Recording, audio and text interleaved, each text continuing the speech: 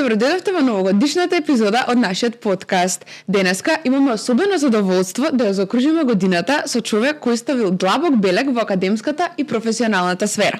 Наш гостин е професор доктор Лазар Јовевски, раководител на катедрата за трудово право и најистакнатиот експерт во област. Добредојдовте.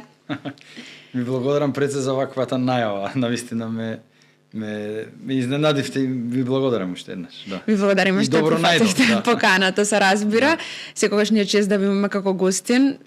Во бевте прв гостин на нашата епизода. Да, точно така. На нашиот подкаст и прекрасно си поминавме. Дали може да почнеме? Секако, повелете. Прво, малку неформално, како вам ви помина оваа година? Да ви кажам, навистина интересна година, доста динамична година, убава година во секој случај. Јас ја сакам динамиката и не ми тоа представува некој преголем терет. Може би не психички терет, но физички да. Знае малку динамиката, нели, да бара кондициска подготовка. Но во ред е, затоа што јас сум и по природа динамичен и активен сум, и спортиста сум, спортувам и така да се одржувам во таа една, би рекол, кондиција и навистина година исполнета со многу настани, со многу активности, ситуации, предизвици, професионално. Фала му на Бога, приватно, да речем, пак имам еден аспект каде што немам некои посебни предизвици, така да веројатно тоа дава дополнителна сила за професионалните предизвици да ги менаџира човек на еден така лесен начин. Да може лесно да ги надминете. Па да. Инаку навистина убава година, да ви кажам. Мене до сега, не знам, секоја година ми е убава година, така да. Да, сами си ја креираме убавината во денот, убавината во годината, дефинитивно. Кој достигнување ви беше најголем успех оваа година на професионален, на личен план? Едно да одвојам. Не знам, искрено да ви кажам, вака само едно сега, ме фативте на прва, значи најголем успех. Па не знам, успех и професионално мислам дека успех е да нешто се провлекува константа ми, да речеме на факултетов, го сметам за успех доаѓањето до фаза на тоа да на крајот на семестарот дојдам до една прекрасна група на студенти кои што излегоа од таа генерација и дел од нив и добија стипендии, да речеме, кои што ги доделувам и кои што ги давам и многу се радувам што навистина имав тежок избор на кој е најдобар студент за да се додели стипендија, навистина тоа, вака на факултетов. А од друга страна, професионално, бидејќи јас сум диспрезиран во повеќе области, не сум само на универзитетот, речеме во делот на оно што е мој ангажман и во владата и со премиерот, мислам дека успеавме оваа година да направиме едно подобрување на голема група на граѓања на нивниот стандард, значи со позголемување на плати во образование, во здравство, во полиција, во некои други подсектори во јавната управа.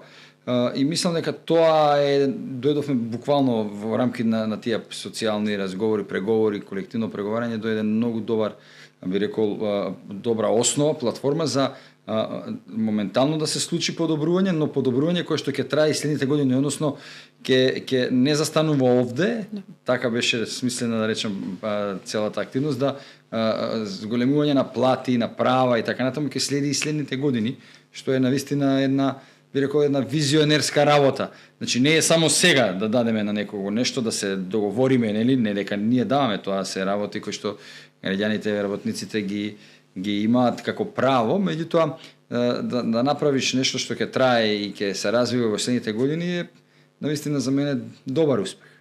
Дефинитивно, кога на некој начин помагате на толку многу луѓе, кога на некој начин го делите вашето знаење со студенти и навистина начинот на кој што сте предавале и начинот на кој што ни давате во секоја шанса животни лекции, мислам дека навистина не формира и нас како луѓе Драго ми е Луна ако е така и навистина знаете да дели човек лекции има разни лекцијаши у држава па и у светот. Но многу е важно човек кога кажува нешто да биде осведочен во тоа што го зборува, да не зборува нешто напамет, хипотетички или теоретски или филозофски што вели народот. Значи нешто ако каже човек да биде веќе нешто што го поминал, го искусил и од такви луѓе може да се учи. Инаку теоретски само знаете што би било кога некој да предава сега не знам за финансиски успех. А ако го видиш како живее, нели тој нема ништо постигнато како финансиски успех во својот професионален развој, така да од таков човек подобро не учи беге, трни се не си го губи времето. Да, ја благодарам ако ваш што ми помогнал, мислам на генерации да нешто научите. Каде гледате можности што досега не сме ги искористиле, нешто што би можело да им отвори вратата на младите во 2026 година? Да, навистина мислам дека имаме многу шанси до сега испуштено, многу можности неискористено. Тоа што мислам дека младите треба да се фокусираат во следната година малку повеќе да волонтираат. Ние имаше ли некоја анализа пред некој ден, ние сме најниско во Европа по учество на млади луѓе во волонтирање, во практиканство, во такви процеси. Бидејќи доаѓаме од универзитетот, навистина сметам дека младите луѓе треба да имаат акција, да сакаат да направат нешто повеќе, да таа младалачка енергија која што по дефиниција би требало да го краси младиот карактер, да не се замира, да не гаси тој оган. И навистина во тој дел мислам дека младите може да направат многу повеќе и да се малку да се свртат кон тоа што младиот човек како може да помогне во општеството. Например, сега дозволете, вие кажавте, да речеме, некои убави работи, комплименти за мене, дозволете сега да спомнам ја нешто за вас како млада жена која што е активна и по социјалните мрежи, и води подкаст на факултетот, и одличен студент.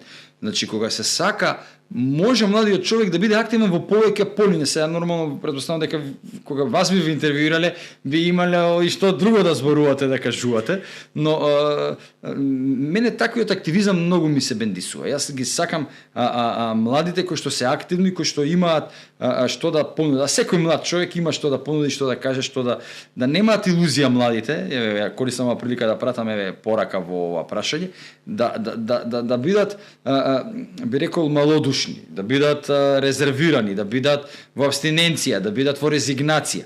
Значи, најголем проблем на денешницата, на модерното време, не само во Македонија, би рекол во Европа и во светот, но особено кај нас е рамнодушноста.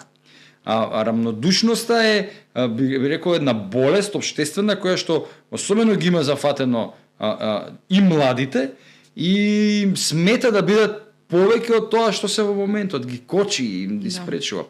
Млади луѓе, обидете се да бидете повеќе од тоа што се во моментот, но не на сила, не со газење преку други луѓе, туку вадејќи го најдоброто од себе, својот талент, во тоа што сте најдобри, прикажете го, немој да се плашите, да се срамите тоа да го правите. Ви благодарам прво многу за тоа што го кажавте. Кога ќе слушнам нешто вако посебно од професор како вас, се чувствувам како се што сум правела да се исплати. И мислам дека ќе се надоврзам со тоа што го кажавте за волонтирањето, дека младите луѓе се многу некако обкружени во еден материјален свет, каде што можеби и тоа волонтерство доаѓа од материјалната потреба. Некако многу сме обкружени и на социјалните мрежи од тој материјален свет и многу не оптеретува и затоа мислам дека можеби и ни е страв да го направиме тој прв чекор, дека очекуваме секогаш дека од прва ќе отидеме на 100-та скала. А не знаеме дека всушност треба скала по скала, па ќе се вратиме назад, па пак ќе продолжиме. И мислам дека тоа малце ни е некој феномен кој што се уште сме млади, да кажеме, и не сме доволно зрели за да го разбереме. Токму затоа волонтирањето, практиканството помага да созрева младата личност, карактерот да созрева, да се стекнуваат вештини и искуство, но и многу помага да влезе човек во самодоверба. Пример, повторно со вас нека биде, ако ми дозволите, вие сте веќе водите подкаст, имате неколку емисии, не знам, десетици емисии. Предпоставам дека ќе се сложите дека првата емисија и денешната не се исти, затоа што веќе јас ви бев гостин во првата емисија, и сега сум гостин, гледам еден напредок, гледам една друга рефлексија на професионална, која што едно созревање всушност, кое што се случува, и многу ми е драго, и навистина сакам да сватат младите луѓе дека за да се созрева мора да се човек обучува, да учи, да си го даде тој луксус, во наводници луксус, тоа е всушност само едно право кое што треба секој за себе да го свати, дека треба да си го дозволи да учи од другите, значи да биде менториран. Процесот на менторирање кај младиот човек е многу важен, под еден, и под два, ако веќе влезе младиот човек во менторирање, многу е важно кој ви е менторот. Значи не се учи па сега од секој. Ти може на многу на погрешни работи да те научи, и можеш и без потребно време да губиш. Но и покрај се стекнува искуство. Дури да го погрешиш менторот и процесот и аспектот на менторирање, барем ако ништо друго човек ќе научи да не го прави тоа во некоја друга прилика, можеби каде што ќе има многу повеќе финансии и слично, и ќе има еден друг пристап кон сето тоа, веднаш ќе го елиминира. Дефинитивно искуството те прави всушност да созрееш, дури побрзо од што би требало, се согласувам. Како обично да очекувате новата година? Дали имате некои традиции, нешто што секоја година го повторувате или пак секоја година ви е различно? Јас се шегувам со моите блиски, со семејството. Ние две чекаме да дојде нова година за да се одмориме некој ден. Тоа се денови кога јас навистина уживам во семејната атмосфера. Порано одев како помлад и како студент, но и потоа како млад маж, како семеен човек на почетокот, семејно шетавме, одевме и на прослави, и надвор од градот, на некои екскурзии, такви мини, новогодишни и така натаму. Меѓутоа, не знам точно колку, меѓутоа мислам дека во последниве 10 години јас уживам во семејната атмосфера, уживам во домот, уживам во дружењето со семејството. Тоа не е дружење кое што е проследено со гледање телевизија. Например, се приготвува убава свечена новогодишна трпеза, се разговара на разни теми. Многу интересно, ние веќе традиција ни стана, кога веќе ме прашувате, споделуваме што ни бе, како вие мене што ме прашувате, така и ја па дома имам не подкаст, ама разговори со семејство, разговараме што беше тоа што ја одбележа годинава, некои убави работи, па некои можеби не убави работи, кој што има од семејството поминато вака лично, ако сака да си сподели и си разговараме. Играме, се забавуваме, буквално опуштено, како да ви кажам, свечено, но опуштено.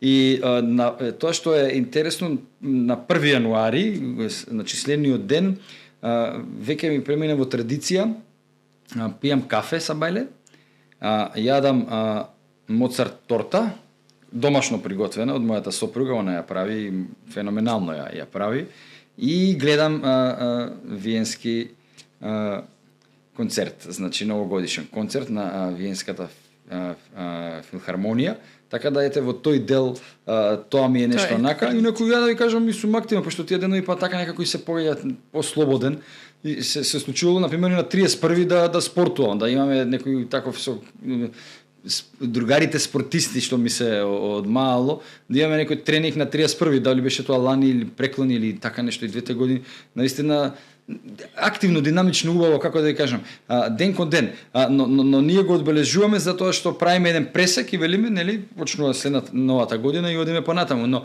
за мене исто толку важен е например Божикот. Божик како рождество Христово е исто така, всушност ми е сега се поврзува, нели, Божикот со новата година како еден циклус на прослави на всушност од Божикот ние го пренесуваме тој божикен дух, тој аспект на таа духовност и во деновите кои што следат, значи нова година и така натаму, така што се ми е тоа поврзано некако и навистина ми овие денови ми се уживање на мене. Баш убаво, прекрасно, сега како зборувате, така се повеќе едва чекам нова година да дојде. Ако со една реченица треба да кажете како ја замислувате 2026 година, која би била таа? Како ја замислувам, па I have a dream, она како е. Ја имам идеи, имам визија како ќе тече, тоа ќе биде преблагословена година, година полна со благодат Божја, со благослови, со деловни успеси, со можност да служам, да помагам на мојата генерација, да работам со новата генерација студенти, да работам за мојата татковина, за Македонија, за државата, да колку можам, колку имам прилика и шанса, но добро кажавте вие на почетокот во контекст дека не треба секогаш па да чекаме шансите, треба да ги препознаваме и да ги создаваме. Но да не биде на сила на мускули, мора работата да тече, јас многу често со помазание, да оди подмачкано, вели нашиот народ. Ако гледаш дека нешто еднаш два пати не оди, подобро застани, почекај, оти можеби не е време за сега да се форсира по секоја цена нештото, затоа што јас се водам од правилото дека се има свое време под небото. За секоја работа има време кога треба да се направи. Ако е тоа така, за мене е така, тогаш ако го испуштиш па времето, имаш проблем. Затоа што, да, можеш по тоа после некое време да направиш нешто, но не е тоа. Значи, треба да ги препознаваме времињата, тајминзите, кога треба и што да се направи. Еве, тоа би е некоја визија за следна година, да речеме. И за крај, што би им препорачале на студентите за да имаат и они поуспешна година? На студентите? Студентите треба да во суштина да разберат дека како млади луѓе се силни, но физичката сила треба да ја надоградат со духовна сила. Мора да видат да се трудат, да сакаат да имаат изграден карактер, да го китат карактерот со доблести, долготрпеливост, смирение, љубезност, понизност, љубов. Оти што и да имаат на светов, се да знаат, се да научат на факултетиви, на универзитети, да имаат таква верата и планини да поместуваат, и да зборуваат и на ангелски јазици, да ги разбираат и ангелите. Ако љубов немаат, ништо не им користи. Така да им посакувам во следната година да учат, да се активни, но и да не заборават да љубат, да даваат љубов, но да бидат спремни да примат љубов. Ви благодариме многу, мислам дека навистина тоа беше нешто многу битно што сите млади треба да го знаеме, посебно кога спомнав дека живееме во многу материјален свет и можеби и некогаш и љубовта дури ја запоставуваме. Ви благодарам многу за секоја прекрасно одговорено прашање и ви благодариме што уште еднаш прифативте да бидете гостин. Благодарам за можноста и посакувам во новата година да имате многу успешни подкасти како тим, а и вие лично да имате успеси на сите полиња, и духовни и материјални. Ви благодарам многу и јас на вас ви посакувам среќни празници и година исполнета со многу љубов. Се гледаме во следната епизода наредна година. Чао!